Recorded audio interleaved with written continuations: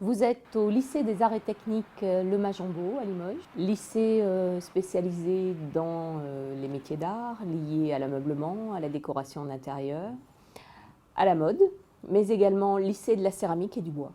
Il faut que vous vous répartissiez. Je voudrais 2 personnes au finissage. De très nombreux chefs d'atelier sont passés par le lycée du Majambo, donc accueillent ensuite nos élèves au sein de leur structure.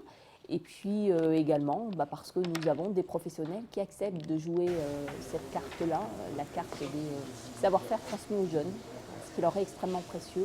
Pour ne pas avoir la trace du tissu, ces élèves préparent un brevet des métiers d'art céramique. Donc ils doivent travailler toutes les céramiques traditionnelles, c'est-à-dire les faïences, les grès et les porcelaines bien entendu. On a un atelier de coulage, on a un atelier de modèle et moule, un atelier émail, un atelier terre et puis une salle de four et une salle de décor. C'est une formation qui se déroule après le CAP décor et qui permet d'accéder à un niveau bac. Ça me permet de compléter le métier du coup, vu que je sais décorer et puis là je suis plutôt dans la forme de l'objet en BMA. J'ai fait un bac pro en modelage, technicien modeleur. Du coup, je me suis dit que la céramique ce serait bien un BMA. Mon père étant mouleur d'art, j'ai baigné dedans dès que j'étais petit. J'ai toujours aimé le contact avec la matière, le contact avec l'argile, etc. Et franchement, je suis dans mon élément lorsque je suis en atelier. J'aime bien la procédure de manipulation de la terre et toutes les phases, par quoi tu commences et par quoi tu finis. Cette formation, elle n'apporte pas un métier précis, elle apporte des possibilités pour être céramiste au sens large, c'est-à-dire qu'on peut travailler dans l'industrie, que ce soit en fabrication, au façonnage, au coulage, ou que ce soit en modèle et moule, donc plus au niveau de la conception. Et puis elle permet aussi de travailler en tant que potier. C'est une filière un petit peu d'exception parce qu'il y a uniquement 6 établissements en France qui proposent le BMA céramique. Donc les élèves qui sortent d'un BMA céramique ne vont pas tous travailler directement. Il leur arrive aussi de se perfectionner dans le domaine de la céramique en faisant un diplôme de métier d'art céramique qui est équivalent à un BTS ou bien en intégrant un BTS céramique. Et puis certains, eux, travaillent directement et trouvent un emploi dans la filière. J'aimerais être artisan, faïencier.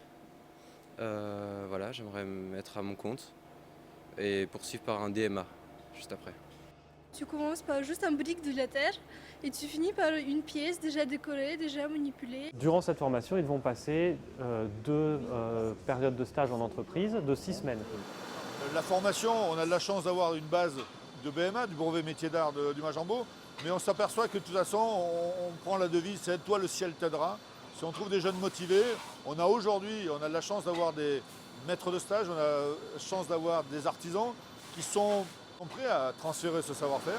On apprend des choses différentes en coulage, par exemple, quand on coule ou quand on débride. C'est pas les mêmes choses qu'on apprend qu'au lycée. Ça fait quelques temps là qu'elle est sur cette pièce, comme ça lui permet de savoir vraiment la faire, de s'habituer, de prendre des gestes plus sûrs.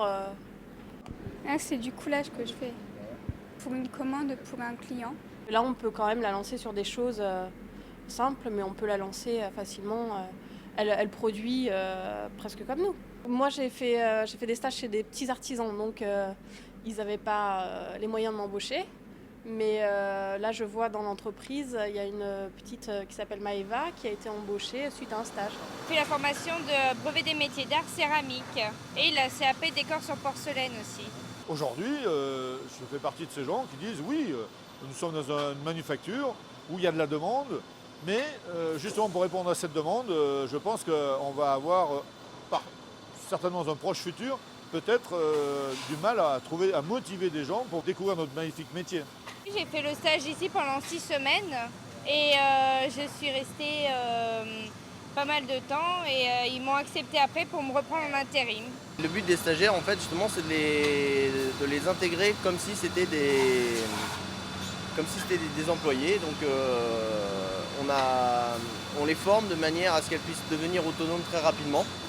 Qu'on ne soit pas tout le temps derrière elles, qu'elles soient vraiment en fait dans le travail, quoi. Je pense que j'ai appris pas mal de choses et je pense que je vais ressortir de l'entreprise assez bien. J'aurai mûri et je pense que j'aurai appris plein de choses.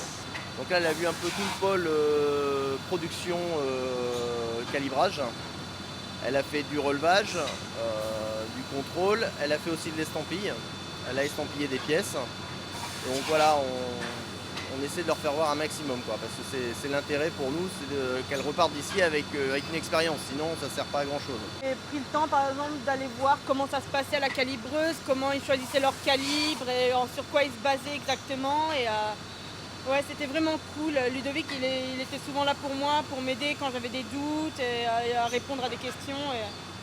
C'est vraiment quelqu'un de bien. Les personnes qui sont plus anciennes, qui nous apprennent, c'est quelque chose de merveilleux parce qu'ils nous apprennent quelque chose qu'eux-mêmes, ils ont appris d'une autre personne. J'étais présente à cette entreprise il y a 15 ans, moi aussi, pour faire un BMA. À l'école, on apprend les bases, mais à l'entreprise, on apprend déjà la communication, travailler en équipe et bien sûr faire de la qualité. Je trouve que ces jeunes, la chance que nous avons, c'est que déjà ils ont une formation théorique, un peu pratique, mais ça nous permet de pouvoir échanger et faire ce transfert du savoir et de l'expérience. C'était si important pour nos entreprises, parce que bien sûr que c'est un investissement, mais c'est un investissement dans le sens où on est obligé d'investir dans ce transfert du savoir et de l'expérience, parce que notre métier reste une manufacture. 60% de nos charges, c'est la main-d'œuvre. Donc de toute façon, je vois mal des robots remplacer ces gens-là, si on veut rester dans l'excellence. Et donc c'est par ces jeunes, par cette relève, que nous allons pouvoir réussir notre pérennité, notre avenir.